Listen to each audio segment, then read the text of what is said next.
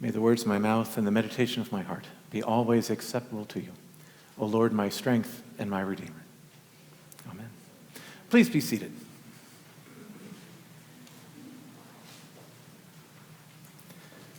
So how about that story with Elijah? That's pretty amazing.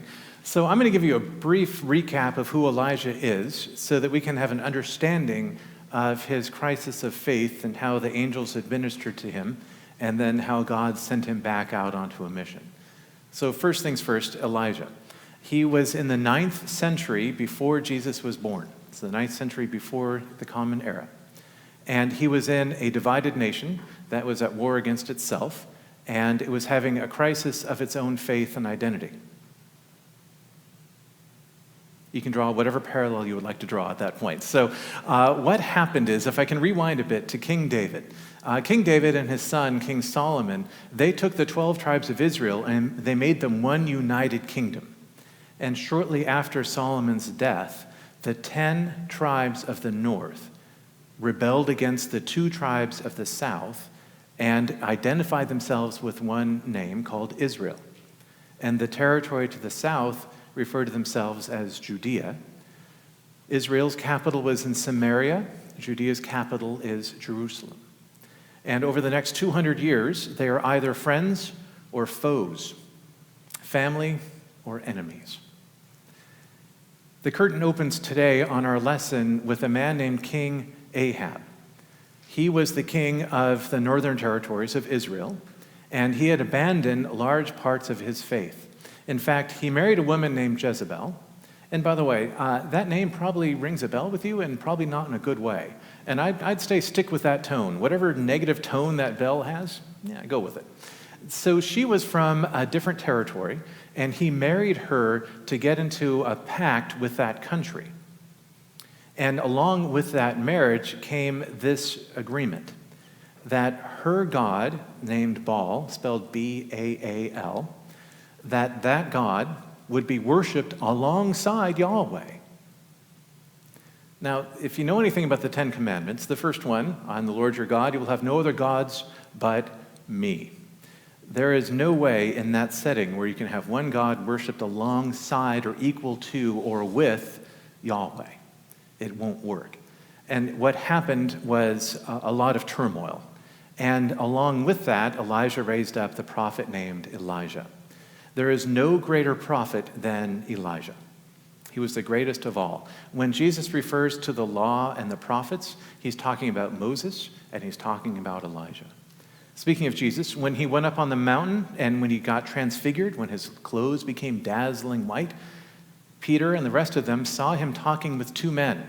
One of them was Moses and the other one is, that's right, Elijah. Good. So the last part about Elijah is that in the book of Revelation, before the end of the end, Moses and Elijah return to the earth to proclaim and to foretell what is going to happen. Moses, many believe, it's not in the Bible, it's in a book that never made it into the Bible, that Moses was actually assumed up into heaven.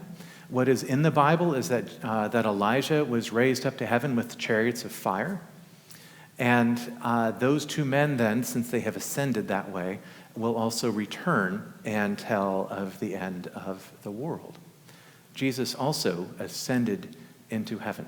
So if you're getting a good sense of who Moses and Elijah are, another thing you should know about Moses is that he led the captives out of Egypt into the Promised Land, and that he went up on Mount Sinai and he received the 2 tablets with the 10 Commandments. He was in the desert for 40 years, and according to the book of Numbers, chapter 11, Moses prayed to God to kill him. So there are some parallels with that. Elijah ran for 40 days. Elijah made it to Mount Sinai. Elijah prayed that God kill him. All of those things. And if you're thinking about 40 days in the wilderness, you might think about Jesus and his temptations of 40 days out in the wilderness.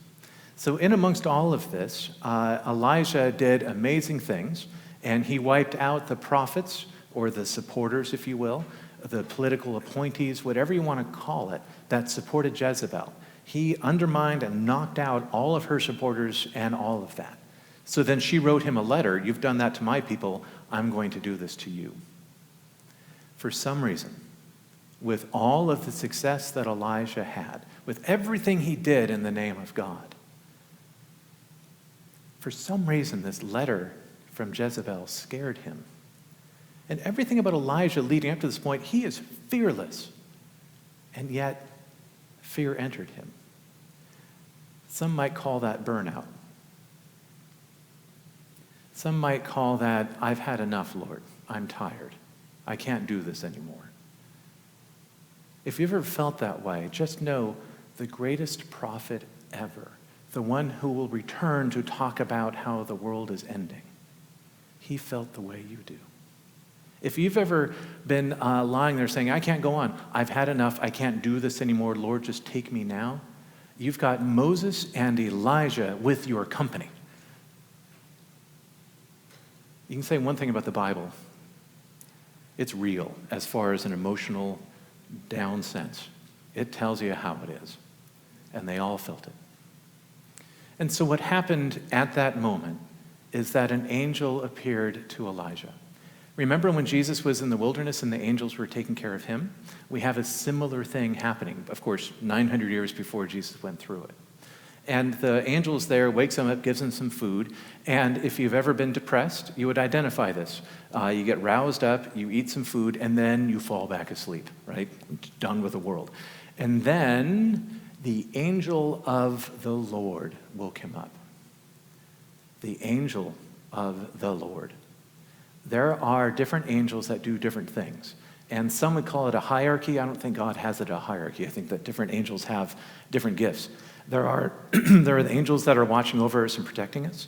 There are angels that are messengers from God that relay messages to us. There are defensive, strong angels that will defend and protect. And that's not the same as your guardian angel. This is like a free one that roams around to do that type of stuff. And so we have one of those angels we know is the name Michael. Michael is the warrior angel. He's often pictured with a sword. He's pictured as military because he's running the army of angels against those who are standing against God. And so was this angel Michael? I'm not sure. Gabriel is a messenger. Gabriel is the one who spoke to Mary and most likely spoke to Joseph in his dream. And so we have different angels with different abilities. And the question is, are angels physical and visible? Are they invisible? Or can they be both? So I bring up angels today because the tradition that I know at churches is that if your church is named for a particular saint, if that saint gets mentioned in the readings for that Sunday, then you're obliged to talk about that saint. And so I served a church named St. Luke's, and so whenever Luke's gospel came up, or if any reference from Luke in the book of Acts comes up, we would talk about it. I've served at St. John's, so whenever John shows up, we talk about John. And the church tends to take on the identity of that saint.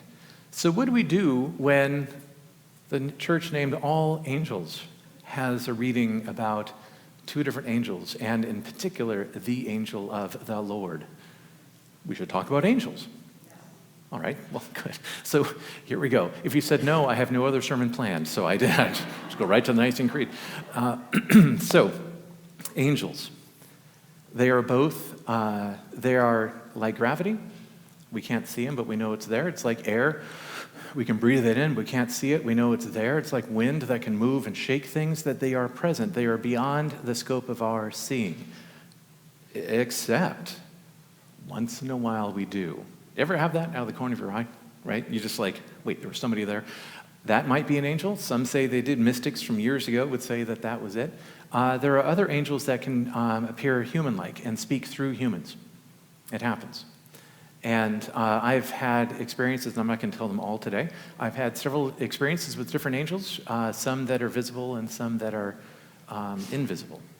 And so I'll let you decide which angel it was that I saw, but I'm going to enter the story. And the idea is, if you've ever been down and out, if you've ever been worn out and just saying to God, I'm done, take me, I'm done, that is the territory of the gentle breeze from God. After the earthquake, after the fire, after the hurricane. That's the work of the Holy Spirit, the soft, gentle breeze that God exists. Now, in biblical history, God had been speaking through earthquakes and through fires and through tremendous, visible, scary acts. And this is the first mention of God's voice being a gentle breeze. It is as if human development at that point, 900 years before Jesus was born, human development had accepted that God can speak as a whisper, that God doesn't have to show the strength of his mighty arm, that God can speak like a whisper. It's also in human development the idea that our soul longs for God. The way that a deer requires daily water and likes to go to tranquil waters and take a drink, so longs our soul for God. And if we've been in the wilderness where there's no water, we have been in spiritual wildernesses where our soul is not getting watered by God, that is the territory of angels and of the Holy Spirit. I was in a particular desert, spiritually speaking. I was in North Idaho, which is anything but a desert. It's rocky, rugged mountains, beautiful, lots of rain, snow, all that type of stuff. But spiritually speaking, I was in a desert. I had been ordained to the diaconate. I was a deacon in training to become the priest that I am. And I was serving at an internship. It's called a curacy because we have to have fancy names for everything. I was a curate, and I have to say it with an English accent. I was a curate there. And so I was learning. And my boss, my mentor, was the rector of the church. And I had started 3 months into it. Pat told his vestry, and then later his entire congregation, that he is a closet alcoholic and that he is heading into a 30-day rehab clinic to get the help that he desperately needs. After the fire, after the earthquake, Pat had been gone. The congregation gets over the shock and the awe of what just happened.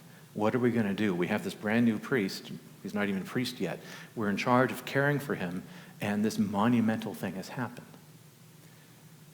After that fire and that earthquake, there was silence. I didn't know there was silence because I walked in on a Tuesday and the lobby had at least 20 people in it waiting to talk to me. They had gotten over the shock and now they were into the anger side of things, and they all wanted to talk to me. Not a piece of me, but they wanted to raise me up to be their new king. And the church rules say you can't do that. So I was trying to deal with them pastorally as I'm dealing with my own stuff. In addition, we had 10 people in the lobby that were seeking assistance, either food, travel vouchers, that type of stuff, because St. Luke's has a massive outreach mission to those who are in need. And so of the 30 people, I had a parish administrator, Judy, who, and I mean this literally, was pulling her hair out. You know, when you twist it so hard, you start, It's so, because she had just lost her boss, she had a newbie, and then everybody was mad at her. How long do you know? All that type of stuff. So I walk in, and as I'm starting to take care of people, I notice that there's a man who stands 2 inches taller than me. He's wiry, but really strong, like there's no body fat on him at all. He's older than me, but I don't know how old. He is wearing black boots, green fatigues, a matching shirt, and a military-style backpack. And he's standing rod straight as I'm walking back and forth, and there's all the chaos of what's happening in the lobby of our church. He's standing there. And I walk by, he puts his hand on my shoulder, and he says, I need to talk to you. And I said, okay, I'll get to you. And I kept going. And then I walked by 10 minutes later, he stopped me again. My name's Michael, I really need to talk to you. There's something important. And I said, and can you see all the other important stuff that's going on here? And so then half an hour later, I walked by him, and I said, look, I know you're here. And he said, how about I give you a hand? And I said, there's nothing you can do. And so then I go and I talk to another group of angry people. Judy's trying to help people with vouchers. And I walk back out. Everyone's gone, except Michael, standing with his backpack. And he looks at me, you ready to talk? Okay. So one thing that struck me about him is that his eyes are, they're hard to describe. But it's a bit like looking into the depth of the universe. They are black as coal, but amazing amount of light coming through them. It's just hard to describe. And that's one thing that I remember about him is not only his stature, but his eyes.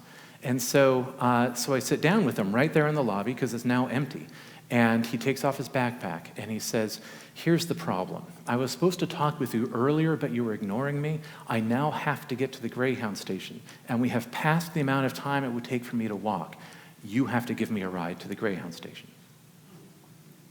So out of all the rules that clergy get to go through, don't give somebody a ride to the Greyhound station. That's how clergy go missing. And he's bigger than me. But there was something about him. And I really needed to get out of the office. So I leaned into Judy's office and I said, I'm taking this guy, we're going to the Greyhound station. And as I left, I heard her saying, you were doing what? Don't you know? And as I'm leaving, right, that's how I left Judy. So he picks up his backpack and I said, I got a deal. I'll take you there. The backpack goes in my trunk. You don't get to touch it. And he's like, it's all yours. And so we're walking along, and he said, this is the day that the Lord has made. You need to rejoice and be glad in it. And I'm like, you don't know my day, brother. You don't know what type of day or week, month I'm having. What do you mean today's the day? And that's what I'm saying in my head. And as we're walking, he starts to talk more about rejoicing, and that Jesus at the Last Supper, he was rejoicing. He lifted the bread knowing it's his body and gave thanks to the Lord, and he broke it. And I'm like, yeah, I've heard this. And so I get him to the car, put his stuff in the trunk, point to the passenger side. He gets in, and we start driving. And he reiterates, today, this is the day the Lord has made. You need to rejoice and to be glad in it. And he started talking about the weight of stone, and he started talking about the depth of the universe, and then he brought it back to Jesus and about how Jesus was being tormented in the wilderness, and yet he was rejoicing in the name of the God because he knew that this was the day of the Lord.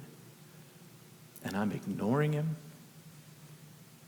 I'm thinking about all the other stuff on my plate. I'm thinking, God, where are you? Why have you done this to me? This is not the way this whole thing was supposed to go.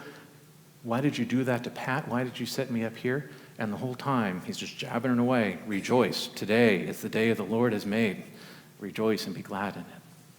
So I get to the Greyhound station, and there's the bus. It's heading to Oregon, and there's a whole line, probably 40 people lined up to get on the bus. And so I park pretty far back.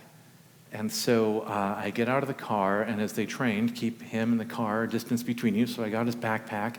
I handed it to him, and then I immediately got on the other side of the car. And so he's standing with his back to where the bus line is, so I can see him and the bus and the line of people.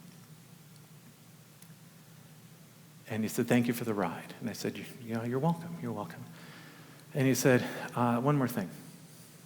What? What's my name?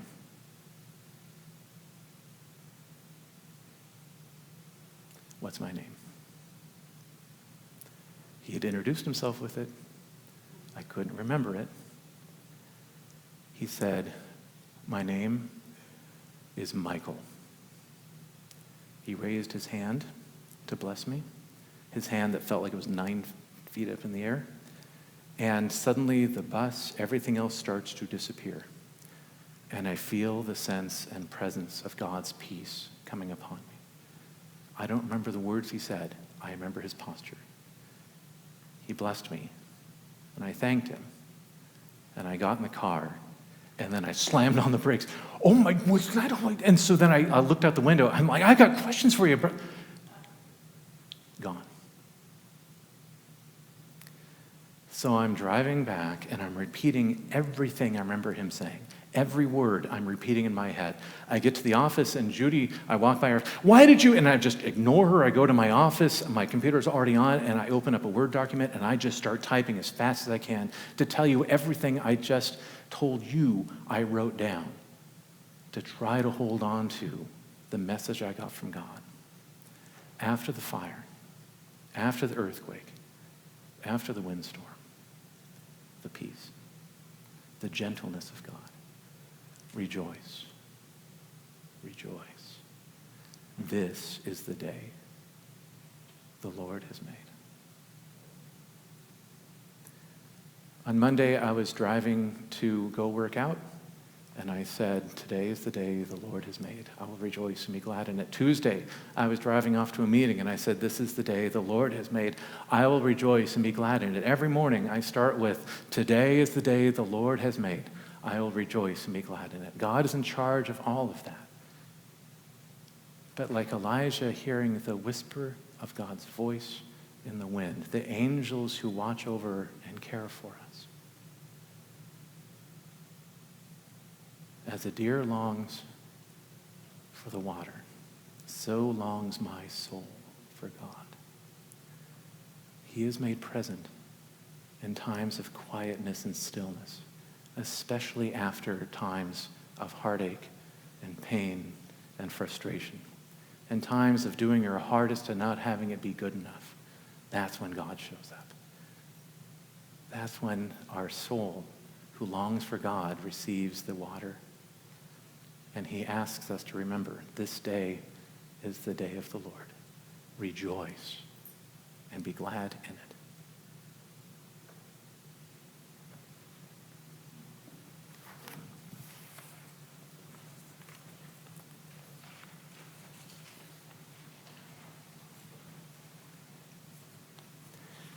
And now turning to page